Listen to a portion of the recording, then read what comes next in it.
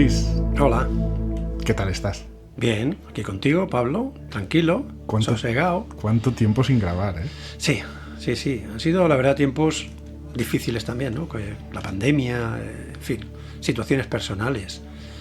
Pero hemos vivido etapas realmente muy bonitas, ¿eh? Sí, correcto, Sol Invictus, el Son último gran Invictus, proyecto. pero también los misterios nos miran. Exacto. Hay que pensar que vino muy buena gente en todos los sentidos al programa, ¿eh? Correcto. Y no me da por decir nombres, pero es que a ver, fue una maravilla lo que 4 o 5 personas muy sencillas pudieron llegar a conseguir, ¿eh? Traer a grandes personajes a un programa humilde como era Los Misterios nos miran, y donde disfrutamos y aprendimos muchísimo. Estoy de acuerdo. ¿Dónde estamos? Estamos en mi gabinete hermético, como le gustaba llamar a los antiguos, ¿no? O vamos a llamarlo también mi laboratorio. Pero no en el sentido de laboratorio, no, en el sentido de labor y oratorio. Es decir, el laboratorio fue una palabra que crearon los monjes, ¿no? En la unión de las palabras labor, trabajo y oratorio, ¿no? Estamos en un lugar de trabajo y estamos en un lugar de oratorio, ¿no? Ahí está pues mi altar con figuras, vamos a llamarlas religiosas, de diferentes tradiciones. Y es porque soy creyente, no específicamente por decir cristiano, aunque evidentemente pues, soy bautizado y porque la época lo traía, ¿no? Hace 60 años, ¿no? Pero sí creo en algo superior a nosotros, ¿no? En una fuerza universal, en una inteligencia universal, en un dinamismo universal, en un Gadu, como llaman los masones, ¿no? El gran arquitecto del universo, ¿no? Y por tanto, pues como me siento un creado de ese creador, me gusta mantener esa creencia, ¿no? De que hay algo mucho más, el que seguramente el día de mañana habrá que fundirse con ese todo, ¿no? Yo creo que todo el mundo que está entrando en este vídeo, porque esto seguramente está más enfocado a YouTube, aunque también será un podcast y también lo podrán escuchar, yo creo que todo el que ha venido te conoce, pero para aquellas personas que no sepan quién es Luis Silva y qué es un alquimista o un estudioso de textos alquímicos, pues ahí te pregunto, ¿quién eres? ¿Qué eres? ¿Y qué es eso de la alquimia? Pues yo soy una persona normal y corriente que pues el destino lo llevó a ser policía como trabajo, y así estuvo 40 años siendo policía, pero que tenía inquietudes. Y entonces una de las inquietudes era averiguar si lo que los antiguos alquimistas, que hay que llamarlos filósofos más que alquimistas, ¿no? Romper un poco la figura de la persona con un gorro picudo y que está haciendo cosas de magia raras y cosas de estas, porque el alquimista lo que pretendía es la elaboración de una piedra, pero una piedra tal y como estamos hablando, una piedra. Lo que pasa que era una piedra pues con unas características muy peculiares, ¿no? Era una piedra que elaboraban ellos a bases de unas determinadas sales, donde participaba una energía universal que ellos decían. Muchos de ellos trabajaban con rocío de la mañana, de luna llena. Esto puede parecer algo estrambótico, pero cuando llevas años y años trabajando con el rocío de la mañana ves que tiene unas propiedades muy interesantes, ¿no? Y al final, pues empezó a leer textos de los que se llaman clásicos de alquimia. La alquimia se remonta a antes de Jesucristo, y hay textos ya anteriores a Jesucristo que hablaban de esa famosa piedra filosofal, ¿no? De esa piedra que, como digo, tenía, según ellos, unas virtudes extraordinarias, ¿no? Y decían que la podían elaborar. Y entonces, pues, empecé a leer textos relacionados con esa elaboración de la piedra filosofal, muchos desconocidos. En una época de mi vida me dediqué a traducir algunos de esos textos porque había un poco texto traducido en España. Luego aparecieron unas editoriales que empezaron a traducir textos de alquimia en España porque se estaban poniendo ya famosos, sobre todo en Francia, a partir de los años 50, 60, con las obras de Fulcanelli, el misterio de las catedrales y las moradas filosofales. Y bueno, y me dediqué a leer este tipo de textos intentando descifrar, porque todo está muy enrevesado, muy oculto, es como un puzzle que hay que ir montando. Vas cogiendo una información de aquí, otra información de allí, otra información de allí, y con la idea, hasta científica, por decirlo de alguna manera, de intentar buscar si esta piedra es cierta, no es cierta, si se puede conseguir. Entonces te puedo decir que yo no he conseguido la piedra filosofal, está claro, ¿no? Esa piedra filosofal que dicen los textos que tiene una capacidad sanadora extraordinaria, o sea, que sana todas las enfermedades. Eso decían antes. Yo no sé si podría con enfermedades muy graves ahora, como el ELA o otras enfermedades también muy agresivas, pero ellos decían que sanaba todas las enfermedades de sus épocas, ¿no? Y que además tenía la capacidad de transmutar un metal innoble en un metal noble. Y que para conseguirlo tenías que convertirte en un filósofo, es decir, ser un sabio, y sobre todo descifrar esos textos, entender qué dicen, y además nos lleva a una filosofía o conocimiento de la naturaleza extraordinario. Se aprenden muchas cosas trabajando en la elaboración de esa sustancia. Te das cuenta de la importancia que tiene, por ejemplo, los fotones. Te das cuenta de que los antiguos sabían mucho. Te puedo hablar, por ejemplo, de un libro del siglo XVII, que se llama La piedra filosofal victoriosa, ¿no? De un tal Limojón de Saint-Didier, un alquimista francés, no sabemos quién era. El 99% de los alquimistas o filósofos que escribían lo hacían bajo seudónimo y no les gustaba revelar su nombre. Y este señor dice, hay en la luz unas particulitas, ¿no? Dichoso el alquimista que las puede atrapar. Claro, si esto lo traduces a hoy, claro, pues están hablando pues de fotones, neutrinos, están hablando de algo que ellos sabían que estaba en la luz, que la luz la dejaba en el aire y que a través del aire se podía atrapar esa sustancia que no se ve, pero que se puede manifestar en un cuerpo, ¿no? O sea, hay un cuerpo que la atrapa, aunque tú nunca la veas, ¿no? En fin, y a partir de ahí empecé a enamorarme, cuando otro alquimista en el siglo XV, Nicolas Valois, por ejemplo, escribe que la materia ni se crea ni se destruye, tan solo se transforma y añade la coletilla y cambia de lugar. O sea, puede estar aquí, puede estar ahí. Claro, esto ya lo decían los filósofos herméticos, a los primeros siglos, ¿no? Después de Cristo. Es decir, ¿cómo podían saber estas cosas, ¿no? Y otras muchas más que sabían, que nosotros poco a poco hemos ido descubriendo. Por ejemplo, ellos hablaban de la unidad de la materia. Ellos te decían que la materia no es más que espíritu. Hoy podemos traducir espíritu como energía. La materia no es más que energía. Es decir, ellos tenían unos conocimientos que hoy en día la ciencia está descubriendo, ¿no? Entonces eso me atrapó y me llamó. Y como policía, pues está la vertiente un poco científica de trabajar e intentar descubrir si eso es cierto. Lógicamente, si te quedas aquí sentado leyendo, pues vale, muy bien. Lo importante es pasar a la acción, ¿no? Yo siempre he utilizado una frase, ya la sabes, te ¿no? la iba a robar, sí. Pasar pues de la potencia al acto, ¿no? Pasa de la potencia al acto, ¿no? Correcto. Pero en todos los aspectos de tu vida, porque claro, si te quedas en un sofá, está todo muy bonito, pero tienes que pasar a la acción, ¿no? Y eso la verdad que fue un enamoramiento, ¿no? O sea, fue un enamoramiento. Dices, como una persona que lee un texto que no entiende nadie, a ti te puede gustar. Pues claro, cuando empiezas a entenderlo, entonces empieza a gustarte. Es como cuando vas a un monasterio y vas al claustro y empiezas a ver figuras y cosas que no entiendes, pero cuando empiezas a entender un poco lo que dicen esas piedras, empiezas a entender un poco, por ejemplo, obras de arte, ¿no? Del Renacimiento, que son eminentemente muy filosóficas, ¿no? Muy alquímicas, y dices, mira lo que me está diciendo, ¿no?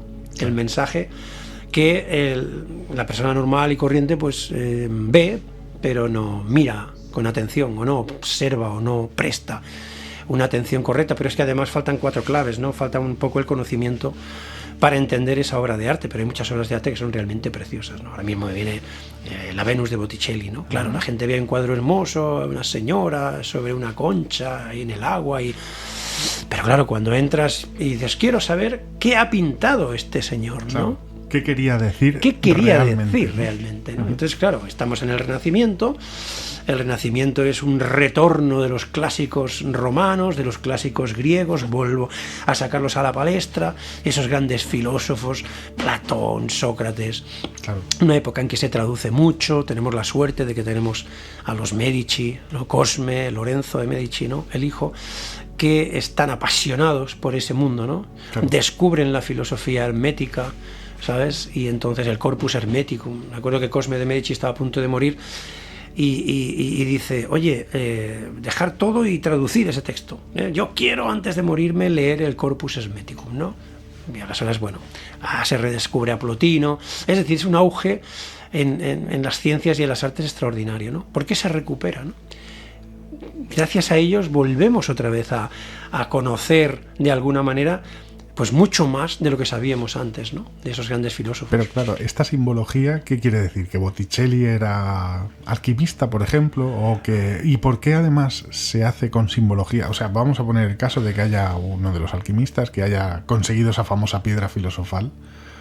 ¿Por qué no lo explica, digamos, como un documento detallado de cómo llegar hasta aquí para tener esa piedra y que todo el mundo estemos buenos? ¿O por qué se hace de esta manera? Era un conocimiento reservado que no estaba para todo el mundo, ¿no? Entonces está la famosa escuela, ¿no?, del Renacimiento, que ahí hay unos grandes personajes como Marsilio Ficino, ¿no?, que es uno de los puntales extraordinarios, porque el tío dominaba el griego, dominaba el latín, traducía textos, y en esa escuela donde participaron personajes como Paracelso, Cornelio Agripa, en fin, pintores como Durero habían ido allí. Entonces, claro, ese conocimiento lo refleja, por ejemplo, Durero en sus obras, pero también Botticelli también lo refleja en sus obras, ¿no? Entonces, claro, hay ese conocimiento que de alguna manera era reservado para esa gente, ¿no?, exclusiva, de alto nivel intelectual la mayoría, luego manifiestan ese conocimiento a través de obras de arte, pero si tú no entiendes el significado de eso, ¿sabes? Si tú no entiendes que Venus, pues fundamentalmente es la primavera y que su cuadro, una de las cosas que representa es la primavera, que su cuadro representa los 4 elementos, por ejemplo, porque está ahí el agua, la tierra, está el aire, y el fuego cuesta un poco más de entender, pero es que está en los pelos de la Venus, sí, ¿no? Porque en los pelos, si te fijas bien, son llamas de fuego, ¿sabes? Es una entonces, concha, claro, está ahí pues la representación del viento primaveral, en fin, hay toda una serie de mensajes que son filosóficos, pero que también tienen un punto de vista alquímico, y entonces a partir de aquí puedes buscar la interpretación filosófica alquímica, ¿no?, que te va a ayudar en tus trabajos, ¿no? Pero claro, lo que buscan entonces estos autores en el arte es de alguna manera decirte, yo sé, tengo este conocimiento sobre la piedra filosofal, sobre el camino que tienes que recorrer, no te lo voy a decir directamente, pero tú que eres iniciado o que me estás estudiando, te estoy avisando de que se puede llegar o a la piedra o a un objetivo similar, ¿no? Entiendo que lo que están haciendo es animar a personas como tú que estáis estudiando por detrás, en el sentido de por detrás en el tiempo, a que lleguéis también a esa conclusión o a ese conocimiento de esa piedra filosofal. Sí, se recuperó mucha mitología en el Renacimiento, y la mayor parte de mitología que conocemos, tanto egipcia como griega, que son quizás las más importantes, ¿no?, esa mitología te lleva también a dar pistas hacia un conocimiento que puede ser o es realmente muy útil para elaborar la piedra filosofal. Aunque digo que aún llevo 30 años de estudio más y yo no he elaborado la piedra. Pero sí puedo decir que he conseguido cosas pues sorprendentes. Eso también lo voy a decir, ¿no?, que son realmente sorprendentes. De eso sí que doy fe yo. He visto cosas que no creeríais, ¿no?, como decía el de la peli. Yo sé que siempre te lo he dicho, yo no creo a día de hoy que exista, no digo que no pase, sino no creo que exista, pero porque soy un poco para estas cosas, pero eso no quiere decir que tú no me hayas enseñado precisamente dónde estamos, cosas o elementos que no se pueden decir precisamente por lo que tú dices, porque te han llevado 30 años de conocimiento en el que, bueno, me sorprenda y me haga dudar de que algún día, no sé si la conseguirás. Yo espero que sí, y sabemos por qué, pero espero que sí. Pero el camino, ya te lo dije una vez, a veces la piedra filosofal o conseguir ese elemento, o conseguir ese final es más el camino que el propio fin. Y el camino que te ha llevado hasta aquí es riquísimo en sabiduría, en conocimiento, en simbología y mentalmente estás nutrido de todo esto. Y lo mejor de todo, que aún te falta, que aún cada día sigues estudiando dentro de lo que puedes, cada día sigues aprendiendo, y eso me parece increíble para alguien que lleva tantos años estudiando. Claro, te voy a contar una de las experiencias, ¿no? Pero lees textos a lo mejor del siglo XVI o XVII y ves cómo pues utilizan espejos, los antiguos te hacen dibujos, espejos, lupas, y cómo enfocan esa luz del sol, ¿no?, y a través de las lupas que rebotan en espejos, y entre esa lupa y esos espejos pues tienen botes, ¿no?, matraces ahí. ¿Y para qué lo hacen, no? Claro. Pues entonces dices, pues vamos a hacerlo. de la potencia al alto, ¿no? Y entonces pues coges un bote vacío, que no hay nada, lo tapas bien, solo hay aire, que es el aire que hay en el bote, y entonces lo pones ahí en verano, le metes ahí la lupa para que traspase la luz concentrada, el vidrio del bote, atraviese por el aire que hay dentro del bote, rebote en los espejos, o sea, que pase luego también luz polarizada a través del bote, y entonces tienes que esperar meses, porque no es una cosa. ¿Y entonces qué pasa?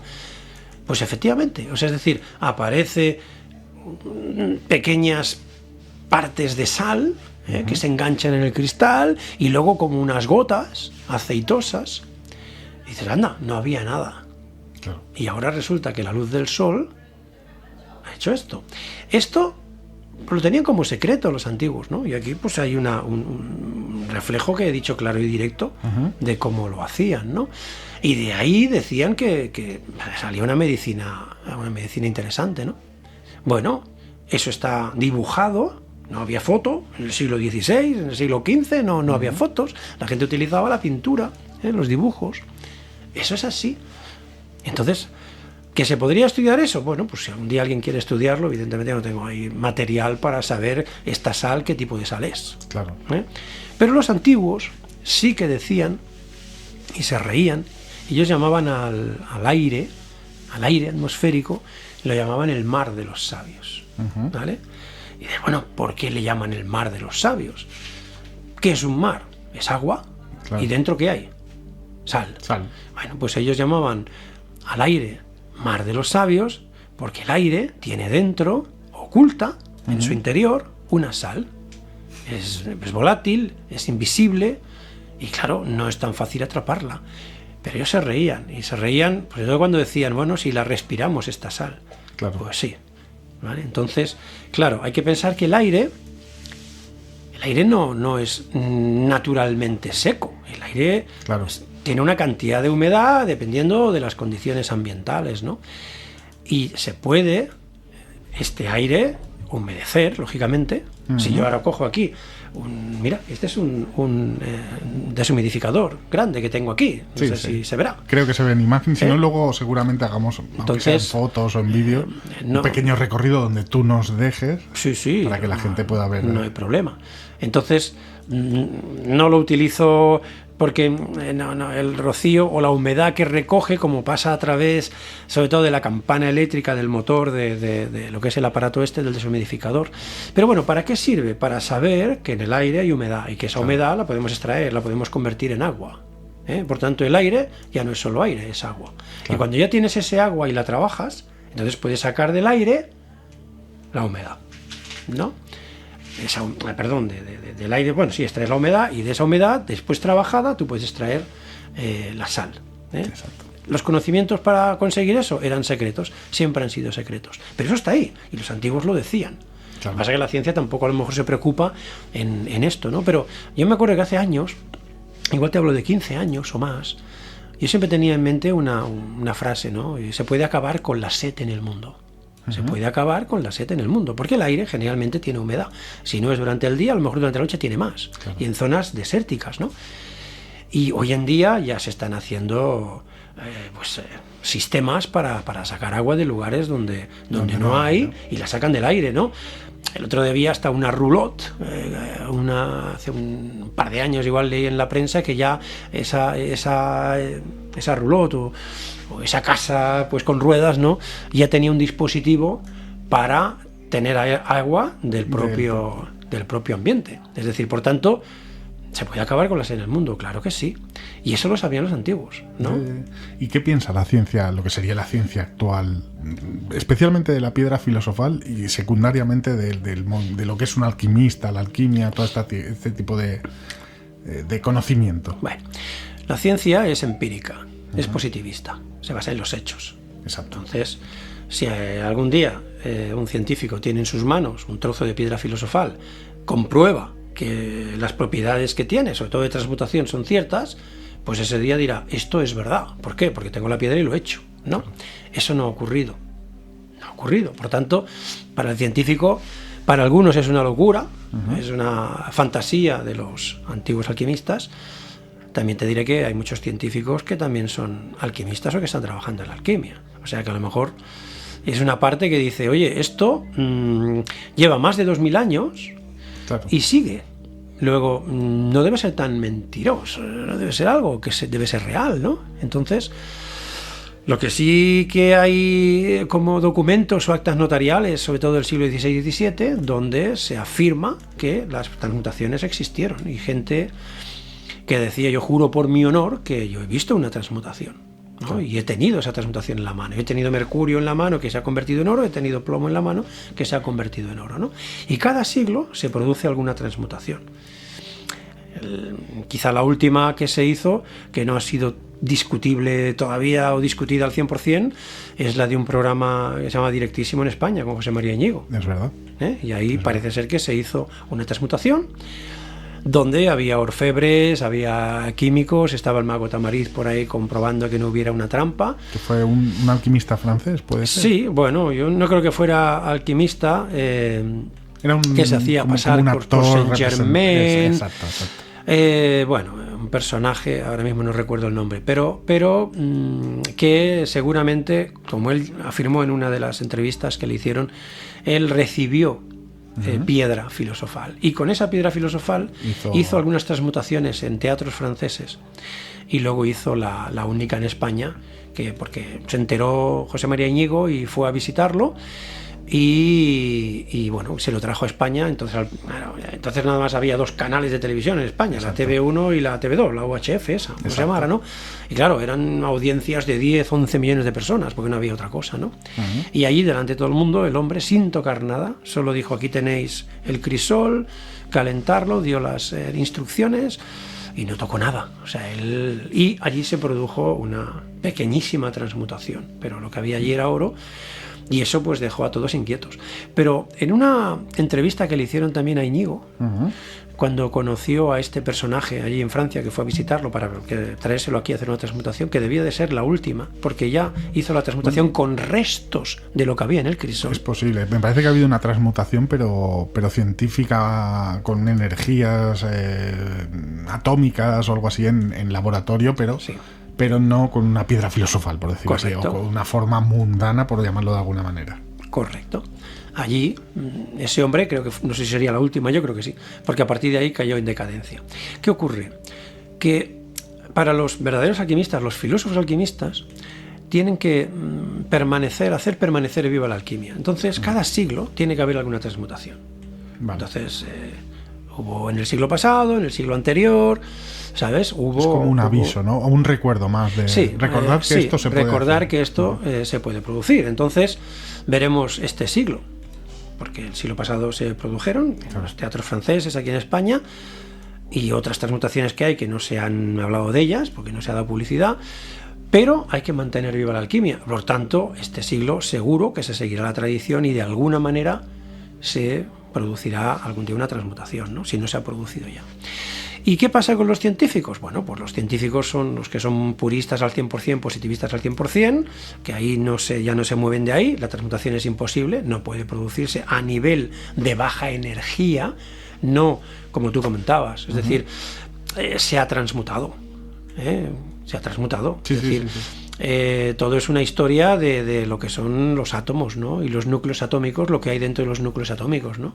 Son básicamente pues los protones, ¿no? Entonces, si tú alteras el número de protones, los elementos se caracterizan porque cada elemento pues tiene un número determinado de protones, ¿no? O sea, el hidrógeno tiene un protón en su núcleo, el helio tiene 2 protones en su núcleo, así vamos aumentando, ¿no? Entonces, si algo tiene 40 protones y tú le puedes quitar 2 a base de bombardeos, que no sé cómo lo hacen, pero le quitan a los 40, le quitan 38, pues claro, han reconvertido ese elemento en otro, ¿no? Claro. Y esto pues lo hizo Rutherford, por ejemplo, y otros alquimistas no, científicos, que trabajaron y consiguieron hacer transmutaciones de mercurio en oro fundamentalmente, ¿no? Entonces, ¿la transmutación existe? Sí. ¿Que la puede hacer un personaje en una cocina de su casa? Ahí es donde la ciencia entra, ¿no? Pero, por ejemplo, tenemos un científico que Louis Kerbrand, que ha sido un hueso de roer para la ciencia, porque le ha demostrado que existen transmutaciones naturales a baja energía. ¿Qué quiere decir eso? Que la naturaleza transmuta, ¿no? Lo hace el cuerpo humano, lo hacen las gallinas con los huevos, en fin, y puso muchísimos ejemplos, ¿no?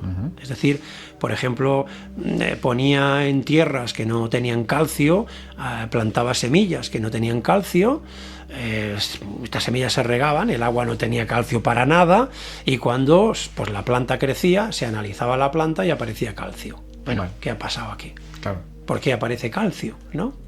Entonces, a ver, las transmutaciones existen, las transmutaciones a baja energía existen porque las demostró Louis Kerbrand, pero claro, ya decir que voy a convertir el plomo en oro o el mercurio en oro, eso ya es mucho más complicado. ¿Que lo ha hecho la ciencia utilizando unas cantidades de energía bestiales? Claro, eso sí. Es.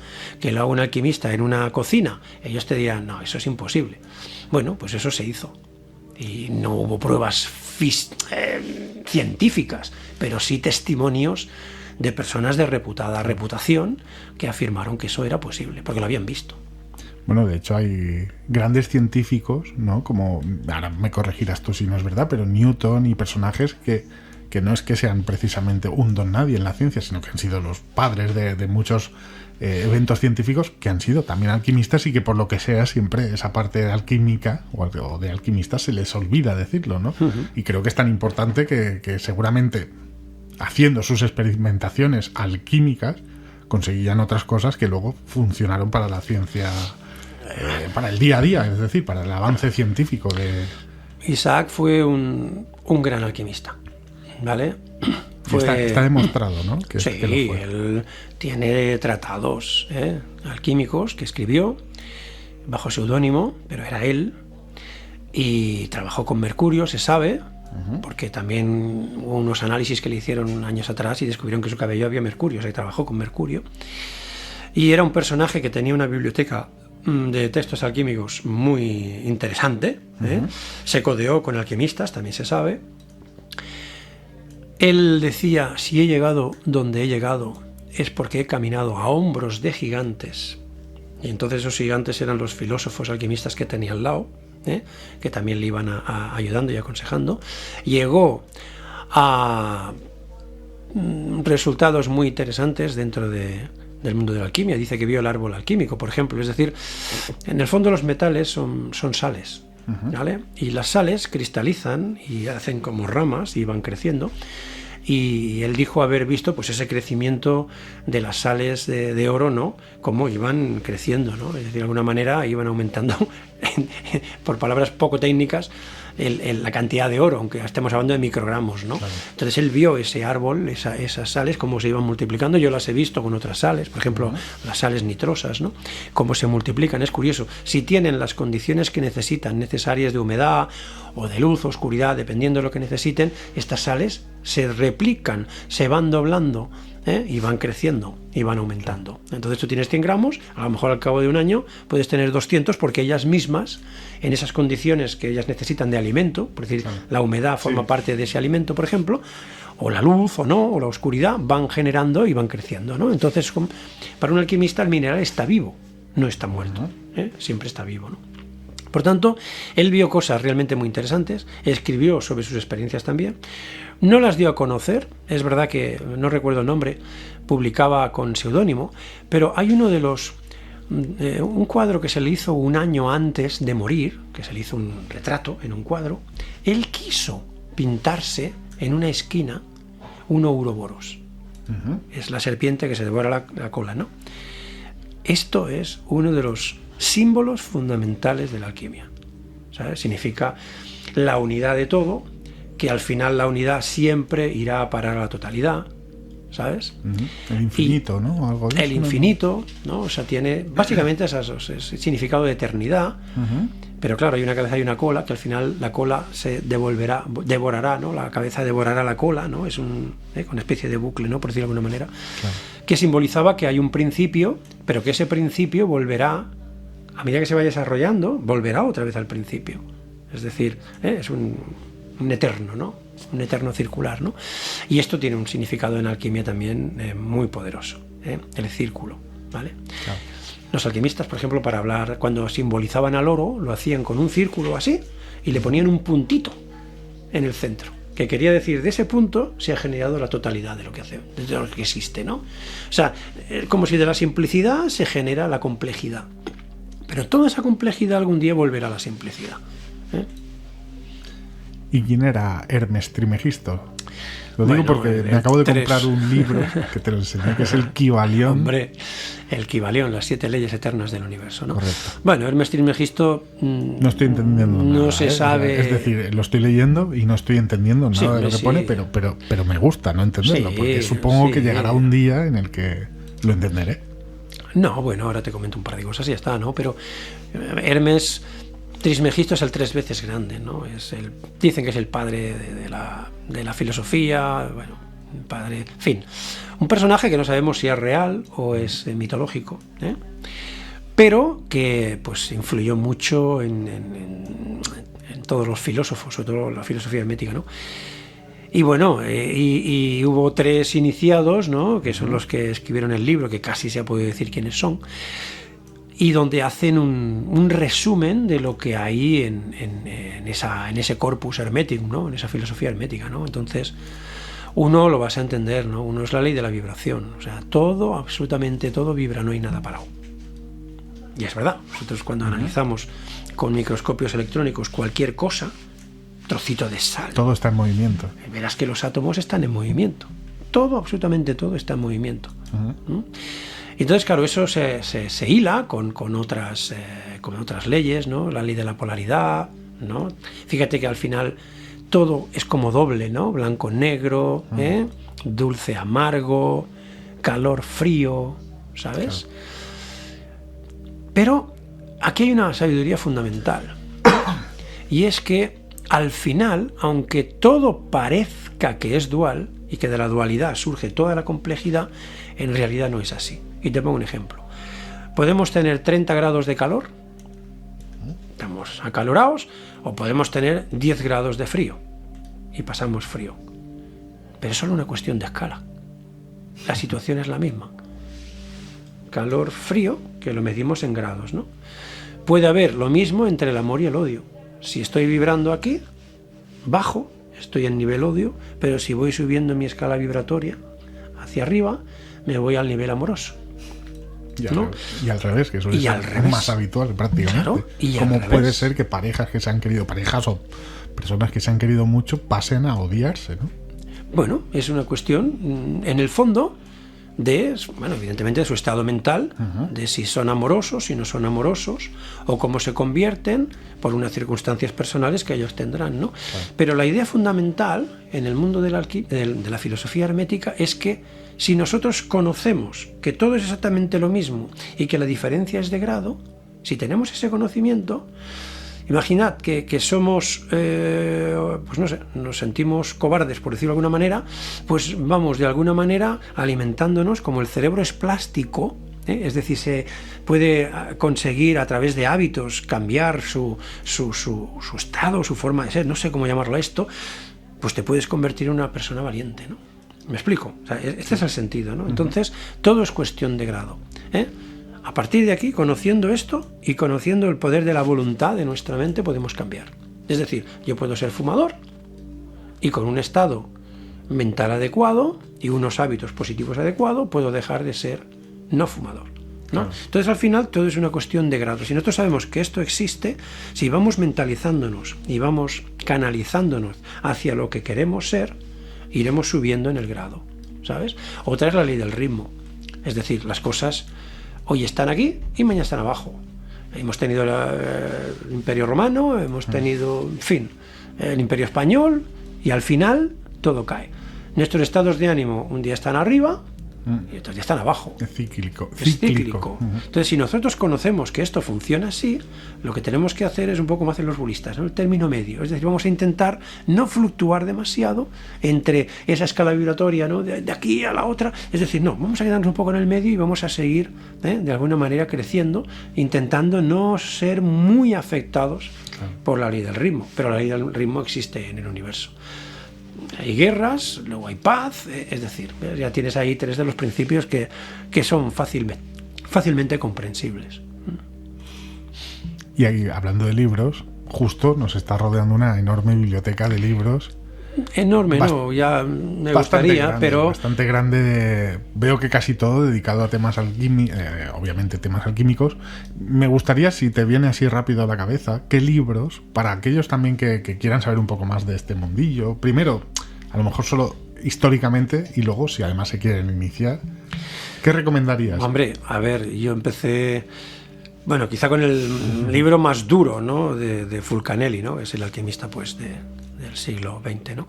¿Sería tu alquimista favorito, por llamar, poner comillas a la palabra favoritos? ¿Tu referente, por decirlo uno así? de mis favoritos porque empecé con él, porque a los 13 años fui inclinado hacia la compra de ese libro cuando... Bueno, lo he explicado muchas veces, ¿no? Que fue un área de servicio aquí de una autopista, donde yo tenía 13 años y vi una jaula de libros. Digo jaula porque, claro, los que ya tienen unos años lo habrán visto, pero los jóvenes de hoy no lo han visto, ¿no? Era como una especie de cárcel circular, donde ahí se ponían los libros, había un candado, y si tú querías comprar, ibas allí al que atendía y le decías, mire, ¿te gusta este libro? El otro iba con la llave del candado, abría la jaula y te daba el libro, ¿no? Entonces era un libro muy feo, una portada que podía haber sido más agraciada, ¿no? Tampoco ahora vamos a criticar ni mucho menos, ¿no? Pero bueno, era un libro de bolsillo, le dije a mis padres que me lo compraran y la verdad es que empecé a leerlo y una primera parte sí que entendí, porque hablaba de historia de la alquimia, que era eso de la alquimia y tal, pero luego vi la segunda parte que no había quien la cogiera. Y la segunda parte, pues nada, estoy hablando del libro Las moradas filosofales, que eran pues castillos, mansiones de antiguos alquimistas donde... en sus adornos, tanto en la piedra como seguramente pues no sé, esculturas, cuadros que pudieran tener esos alquimistas en su casa, por ejemplo las chimeneas, los adornos de las chimeneas en la piedra. Entonces todo esto tenía un reflejo alquímico, ¿no? Y eso es lo que yo no podía entender, cómo se traspasaba cierta mitología a ámbitos de trabajo en un laboratorio para elaborar la piedra filosofal. Pero luego sí me compré otro, el primero, el Misterio de las Catedrales, que me resultó un poquito más fácil de entender. Entonces, como fue mi referente, y fue mi referente en cuanto que yo quería entender sobre todo estos dos libros de Fulcanelli, y como estos libros de Fulcanelli tienen una cantidad ingente de bibliografía, fui intentando encontrar la bibliografía que dio a nacimiento a esas obras, ¿no? Esas obras cúlmenes del siglo XX de la alquimia, ¿no? Y a partir de ahí pues fui pues leyendo pues claro lo que había, y nos hicimos con un grupo, hoy se llama WhatsApp, antes no me acuerdo cómo se llamaba, hace años de esto, sí, que había todavía un sistema para podernos comunicar entre nosotros sin vernos las caras, pero sí hablando entre nosotros. Y entonces, bueno, entre el grupito empezamos a traducir algún texto cada uno, y luego empezaron a salir pues ya editoriales que ya empezaban a traducir textos de alquimia, que ya existía alguna, y no vamos a dar nombres por publicidad, pero bueno, a partir de aquí me fui enviciando, dice la palabra vicio, ¿no? Porque, en fin, me atraía, aunque muchas veces no entendía absolutamente nada, pero yo decía, pero aquí hay algo, esto hay algo, ¿no? Hay algo ahí, y entonces había que encontrarlo, ¿no? Entonces, aconsejar libros, pues claro, las dos obras de Fulcanelli.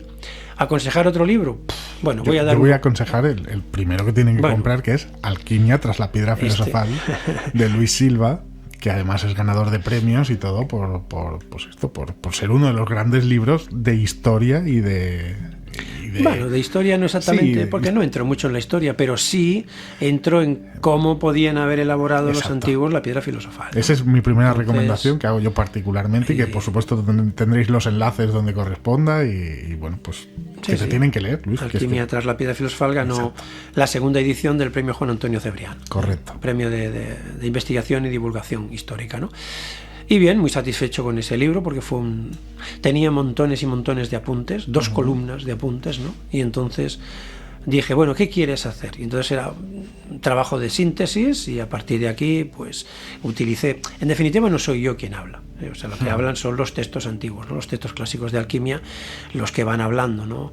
¿Cómo era la piedra filosofal? Pues ahí está, pues mira, era pesada, era una piedra, era roja, era cristalina, se fundía a los 60 grados como la cera. Entonces, ¿no? ¿Qué efectos tenía la piedra? Pues mira, decían que tenía pues esto, la transmutación de los metales, la sanación, en fin, ¿vale? Entonces, ¿cómo pudieron fabricarla? ¿Qué elementos utilizaban para fabricarla? Y ahí entran los metales.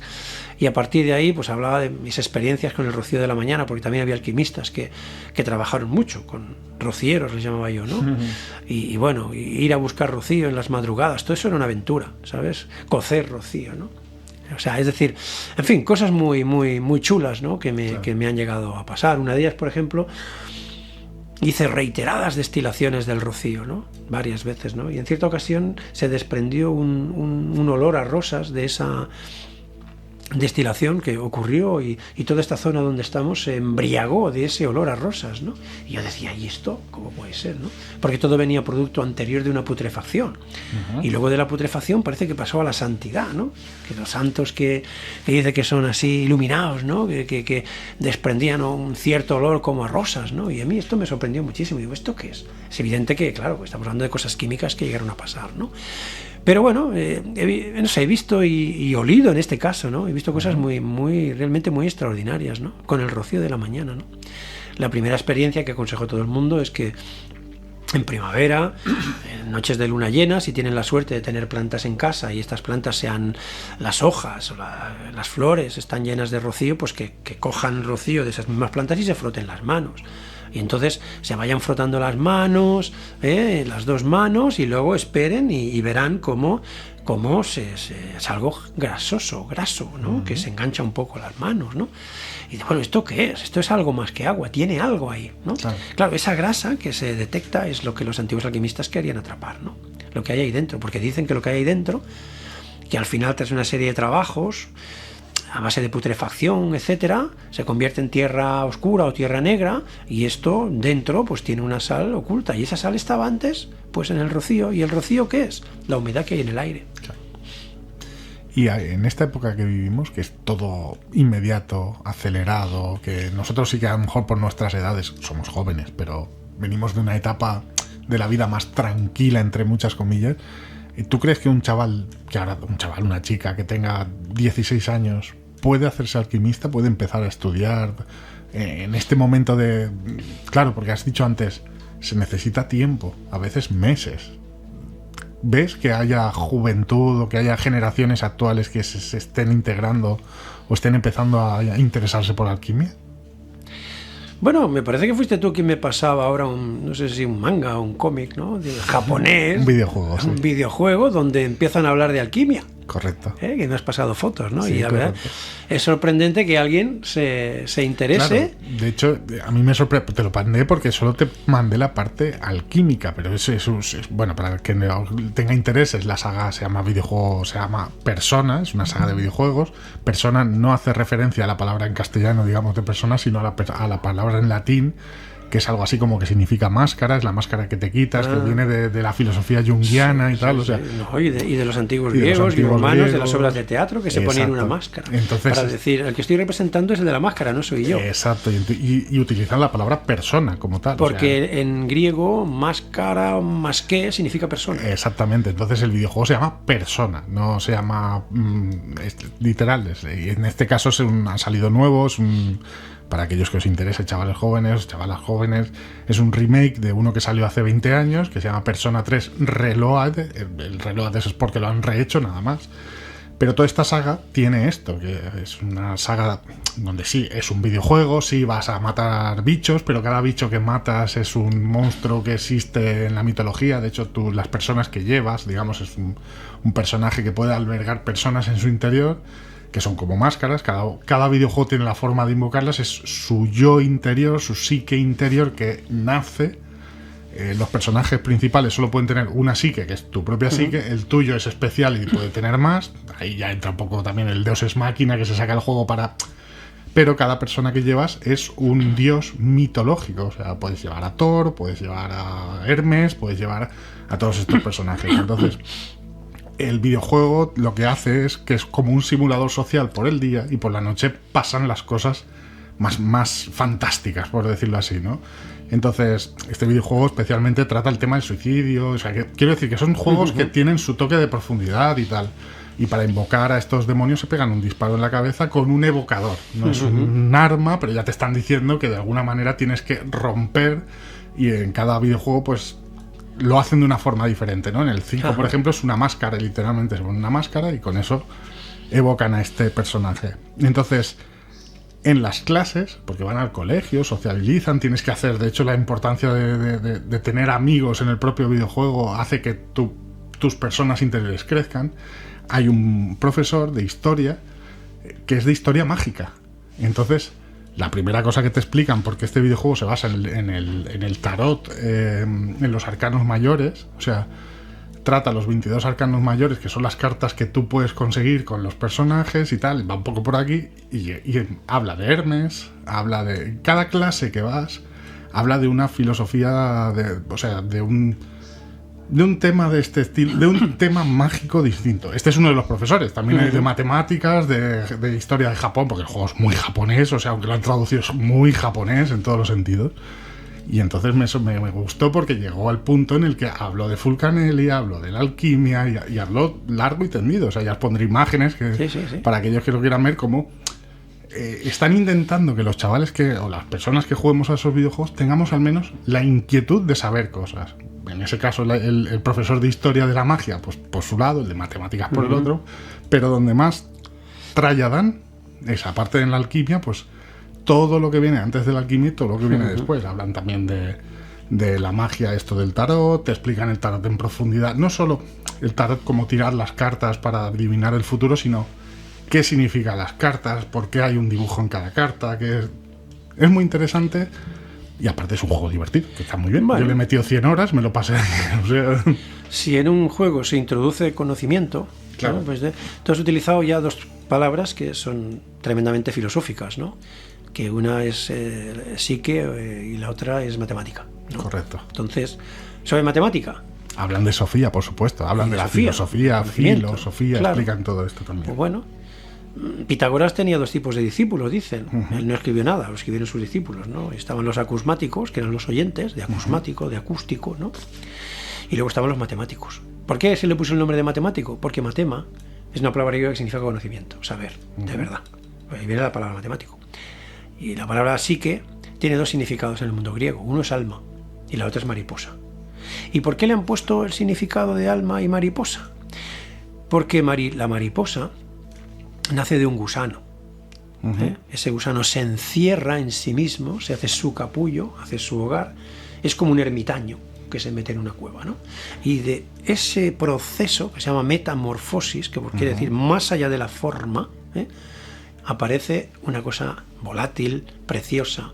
De un gusano terrestre, que significa la materia, aparece algo espiritual precioso que es la mariposa, ¿no? De ahí viene el nombre de psique. Fíjate cómo relacionan los antiguos. De hecho, la mariposa cosas, ¿no? Es el símbolo que aparece en estos videojuegos cuando pasa algo, cuando hay una transición, digamos, ¿ves? Importante en el hay una metamorfosis. Siempre hay una mariposa que pasa cuando... Vale. Entonces, está bien que los juegos utilicen eso. ¿Cómo veo yo hoy en día la pregunta que tú me has hecho inicial? Todo va muy deprisa.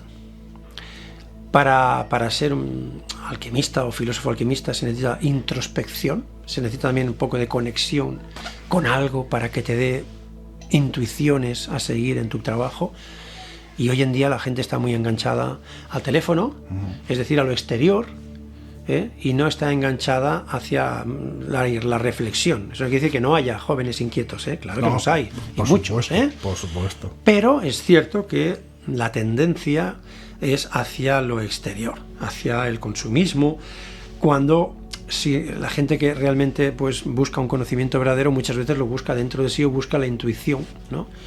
¿Cuántos resultados de investigaciones de tantos científicos han sido consecuencia de un sueño que les ha dado la pista, de una manifestación en un momento de eureka, ¿no? Como aquel del famoso filósofo, ¿no? Que se puso en la bañera y vio que su cuerpo era el mismo peso que el agua que salía de la bañera, ¿no? Entonces, y dijo, eureka, ¿no? Es decir, ya lo he pillado. Claro, se necesita cierta introspección, ¿no? Y hoy en día la sociedad parece que va canalizada a eso, ¿no?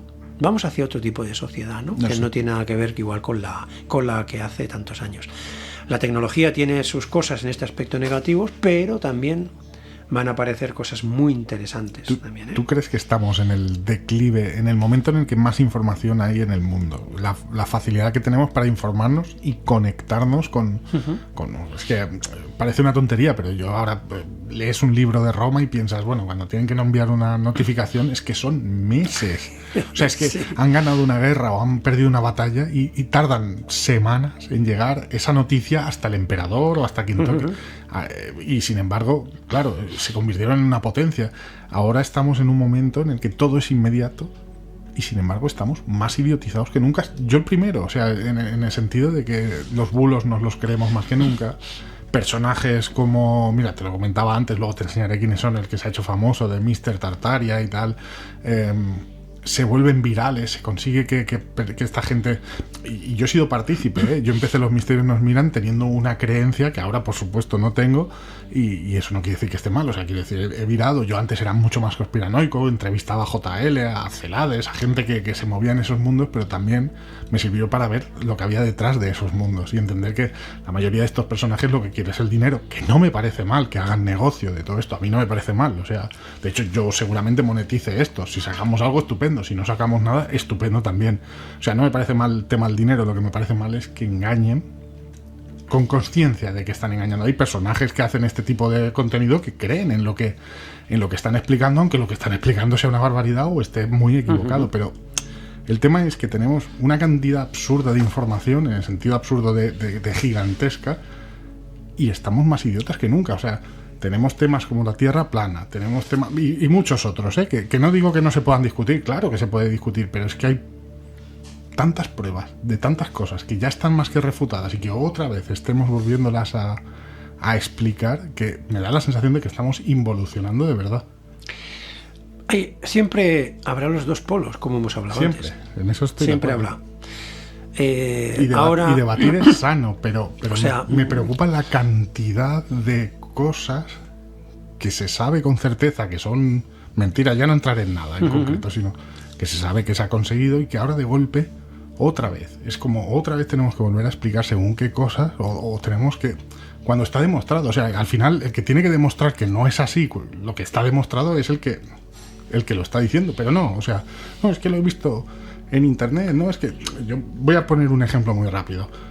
Yo no me las doy de nada, pero tengo ciertos conocimientos de historia y tal. No quiere decir que la historia no sea manipulada, o sea, pero hubo una persona que me explicó algo y ese tema yo lo sabía con certeza cómo iba. Entonces yo le di una explicación con números, letras, citas en el sentido, léete esto también, mira esta página, busca esta información y por lo menos cuando tengas eso, pues oye, si me sigues pensando como hasta ahora, a mí me da igual, yo creo que es así, punto.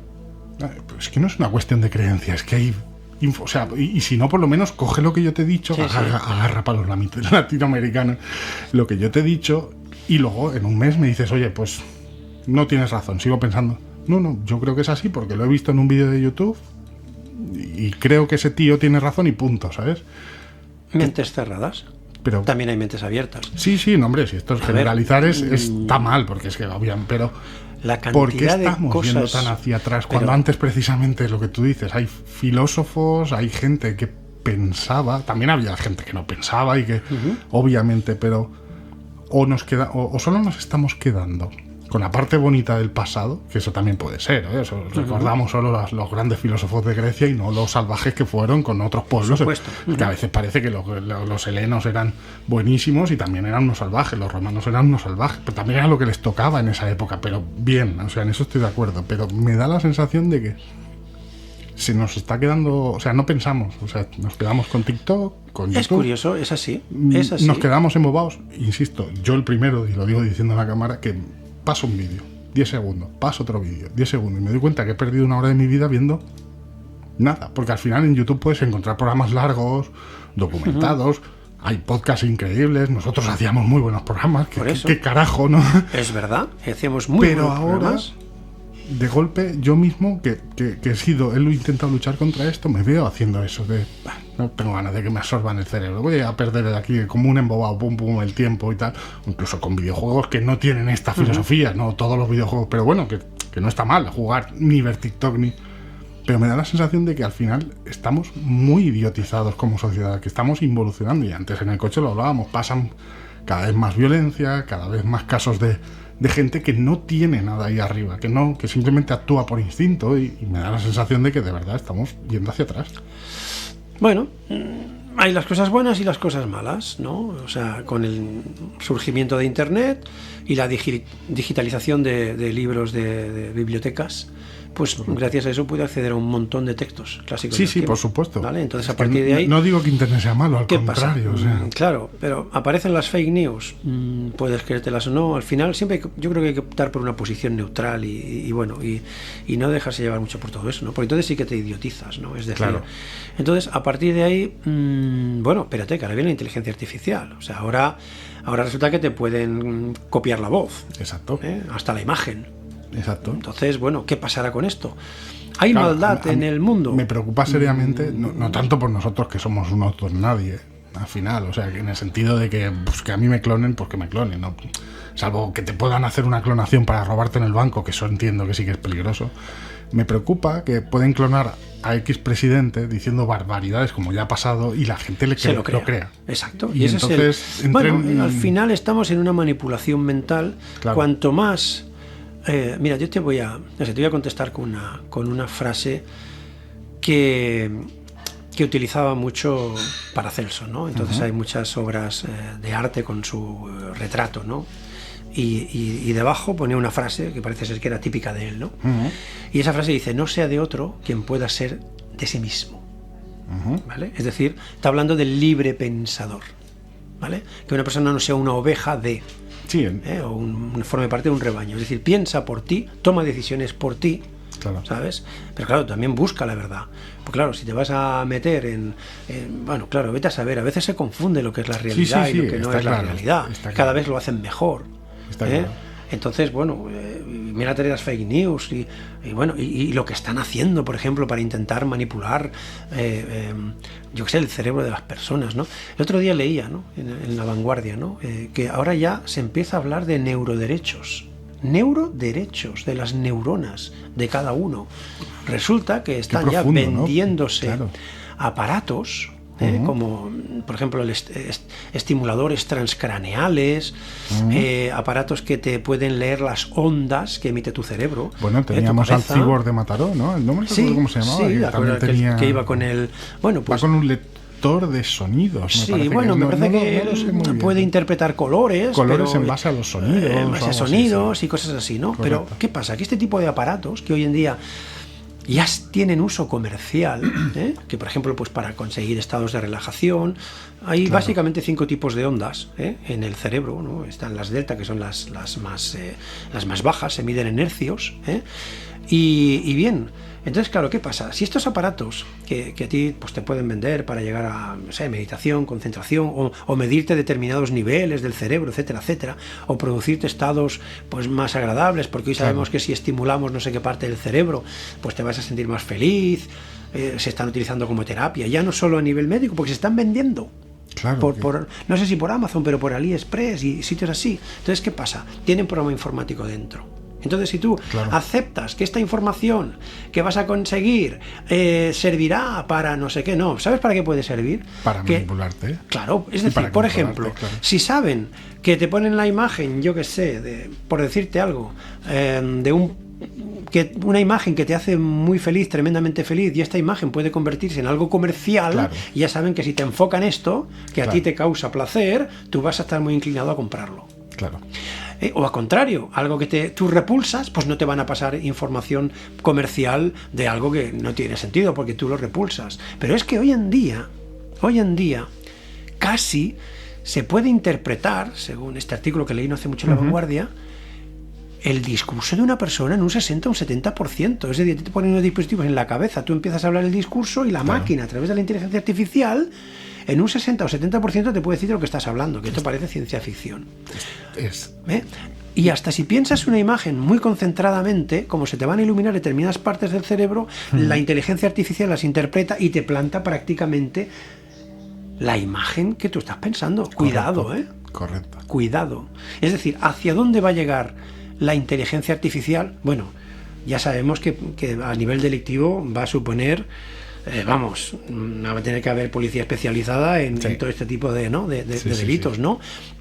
Pero ¿hasta dónde llegará? ¿Y hasta dónde llegará? ¿En lo bueno?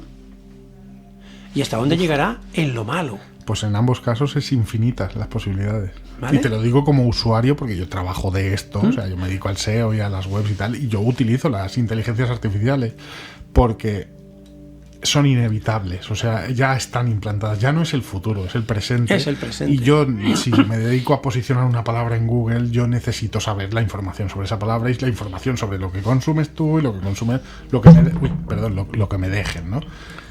¿Qué hace una IA, por ejemplo? Yo, claro, a nivel positivo para mí, que yo trabajo en programación y cosas, a mí me ayuda, es como un ayudante que tengo. Yo le paso un código, le digo léemelo, lo sabe interpretar, me ayuda con los errores y tal. Pero claro, eso es una parte positiva. Yo le pregunto habitualmente, ¿eres consciente de ti misma? Yo le hago preguntas así un poquito raras para ver qué contesta, porque sí que le han hecho preguntas en plan cuál sería la solución del planeta y siempre acaba, si le vas apretando, en que tiene que desaparecer la humanidad. Ahora lo dice como un modelo de lenguaje. Ahora está aprendiendo. Y ella siempre dice, que al menos la que yo utilizo, que es entre otros ChatGPT, que es el más famoso y tal, siempre dice o procura decir que no tiene conciencia sobre sí misma y que la única función que tiene es la que hace. Bien, me parece muy bien, pero lo que veíamos antes, el 2001 Odisea en el espacio, o todas estas películas como una ida de olla, ahora ya está ahí, o sea, o Matrix precisamente es un gran ejemplo, ¿no? De cómo las máquinas acaban volviendo. Y esto no es conspiración en el sentido, en algún momento esa inteligencia sobrepasará los límites, porque Google tuvo que apagar la que ahora ha activado, que se llama Gemini. En un proceso anterior la tuvo que apagar. Antes se llamaba BART y hubo un previo a BART, ¿no? La tuvo que apagar porque se descontroló. Lo que no sabemos es exactamente qué fue ese descontrol, pero sabemos que se descontroló. Que algo les pasó, pero bueno, como lo hacen en entorno cerrado, la apagan pero claro, en algún momento a lo mejor no se puede apagar.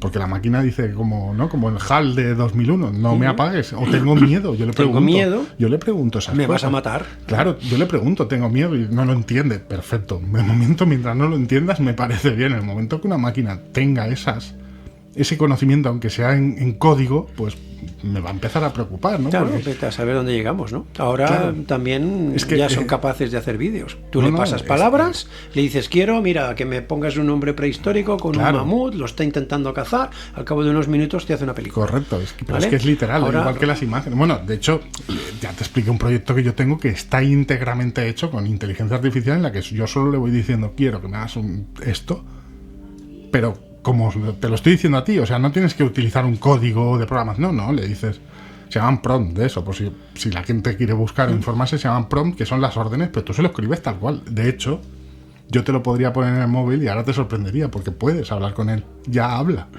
con acento americano, es lo único, pero habla, o sea, puedes mantener una conversación como la que estamos. De hecho, una de las cosas que yo quería hacer era entrevistarla. Ponerle un audio, entrevistarla, a ver a dónde llega, ¿no? A ver hasta dónde llegamos, a qué bien. conclusiones, por curiosidad. Bueno, la verdad es que, en fin, no sé dónde vamos a llegar, ¿no? Pero bueno, también es verdad que lo que hace es suministrarse de una base de datos, ¿no? De que puede haber por internet, ¿no? Y a partir de hace cosas maravillosas, ¿no? Y me acuerdo que le dije, hazme un poema de amor de 4 estrofas, y en un segundo te hace un poema de amor. Y lo hace bueno. Y hay gente que está haciendo libros así, no hace nada. Es decir, quiero que me hagas, yo te paso la trama, quiero estos personajes y te monte el libro. Y entonces se lo han llevado a Amazon para editar. Claro. Entonces, claro, ¿dónde está aquí? Hay negocio ya en Amazon. Claro, hay negocio con esto, ¿no? No, y no me parece mal. No me parece mal, pero claro, también ganaron hace un tiempo un cuadro, ¿no? Que se pintó y se había hecho una inteligencia artificial. Y claro, entonces, ¿qué pasa con los demás que estaban ahí rompiéndose los cuernos así dibujando, ¿no? Claro, esto llega un momento en que bueno, hay que regularlo, ¿eh? Y si hay que hacer pues un concurso de obras literarias o un concurso de pintura, pues quizás se debería prohibir el uso de la inteligencia artificial, a no ser que lo quieras hacer con inteligencia artificial y entonces haces ahí ese concurso con inteligencia artificial. El caso del personaje porque el tío se ha presentado a todos los concursos de carteles de España que ha podido, los ha ganado todos haciendo los carteles con IA. Entonces, bueno, ahí está mal si no hay una norma que lo impida. Pero la creatividad de los demás que se han roto los cuernos, pues claro, eso no es justo, pero no es éticamente ahora justo. Estamos en un momento en el que cuando haya un concurso se tendrá que especificar, no se puede usar IA, o se puede usar como ayuda, o se puede usar IA libremente. Al final hace carteles muy bonitos también. Yo le hice una pregunta sobre le hice esa pregunta, ¿no? Sí. Le dije, oye, ¿cómo se puede convertir el oro,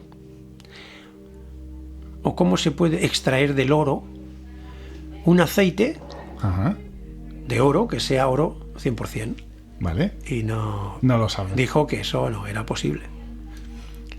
Y tú sabes que es posible. Se equivoca mucho, ¿eh? Cuidado. Aquí sí que es decir, que él se nutre de las bases de datos. Además, depende de si es la versión gratuita o la versión de pago. Esto lo aviso para la gente que le interese este tema. Tú seguramente utilizarías la versión gratuita. Que es ChatGPT 3.5, que no se conecta a internet. Es decir, él va a sus bases de datos. Sí, a sus bases de datos. Yo le pregunté si sabía que era Los Misterios Nos Miran. Porque no por ego, sino porque yo sé a ciencia cierta lo que era. Entonces sé si más o menos ya va cuadrando lo que me cuenta, y lo presentaba, me parece, Los Misterios Nos Miran, lo dirigía el que presenta, es que no me acuerdo de su nombre, La Escóbula de la Brújula, no sé quién. ¿Callejo?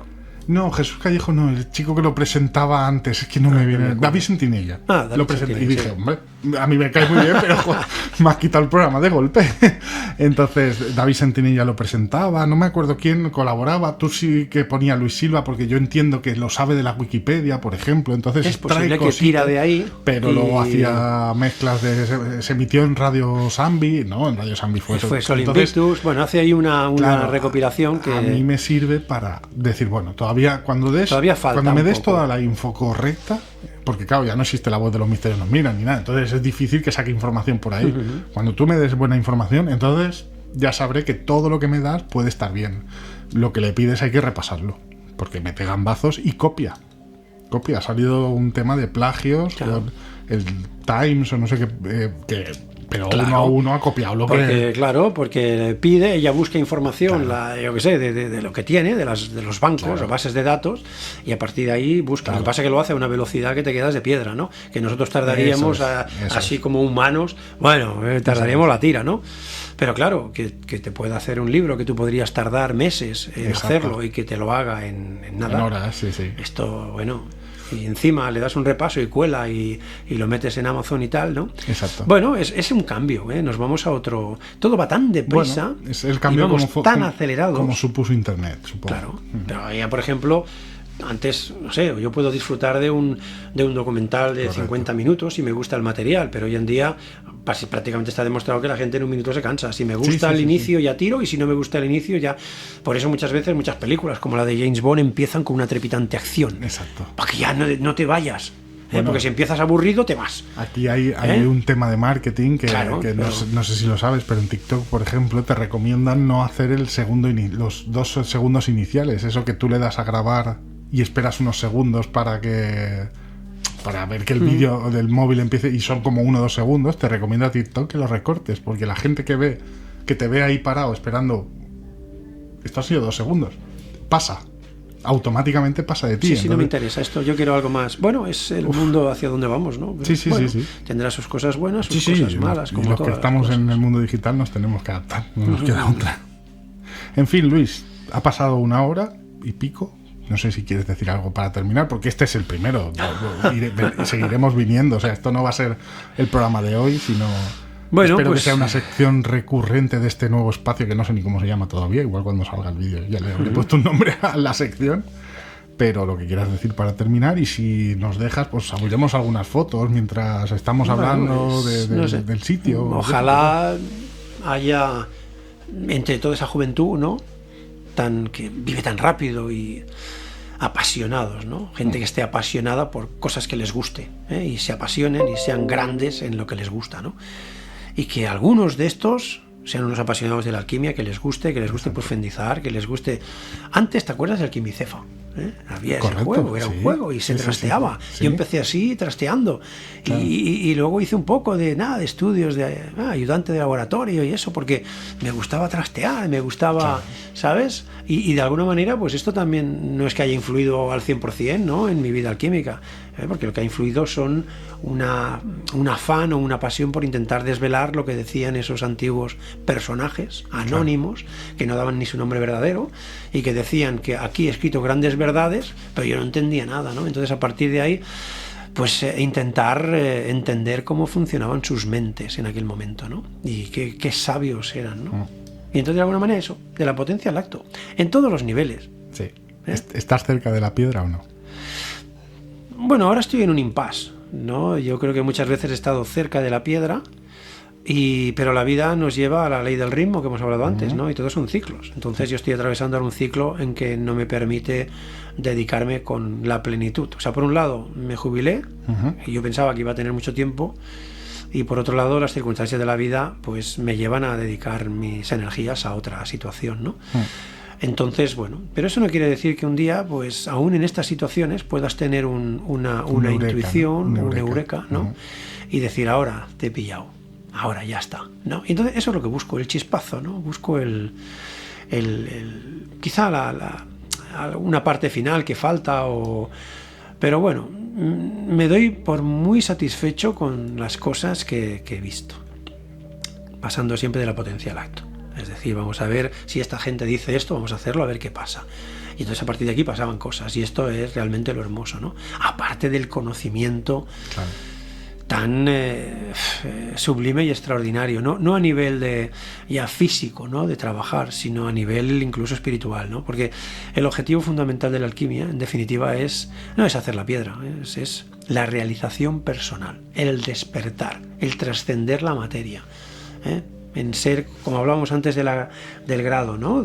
Pues imagínate, de material a espiritual, pues buscar el grado que te lleve hacia la espiritualidad y te lleve a la conexión con el creador, a la fuente, que es lo que buscan los místicos, los que se metían en las cuevas, es decir, la anulación de los sentidos para que se manifiesten otros sentidos, ¿no? Pero mucho más elevados, ¿no? Y mucho más felices y trascendentes. Ese es en definitiva lo que te dicen los sabios alquimistas, ¿no? Ellos te decían que hay que conocer logos, física y ética, ¿no? El logos es Dios, en definitiva, sí, ¿no? La física era la naturaleza, physis en griego significa naturaleza. La naturaleza está llena de secretos y los antiguos alquimistas iban desvelándolos, por ejemplo, eso de la sal que hay en el aire, ¿no? Y luego letos, ¿no? La ética, es decir, intentar ser una mejor persona. Entonces, la combinación de todas esas tres cosas, el afán por conocer qué es eso de Dios o la fuente o lo que queramos llamarlo, nombres tiene muchísimos, ¿no?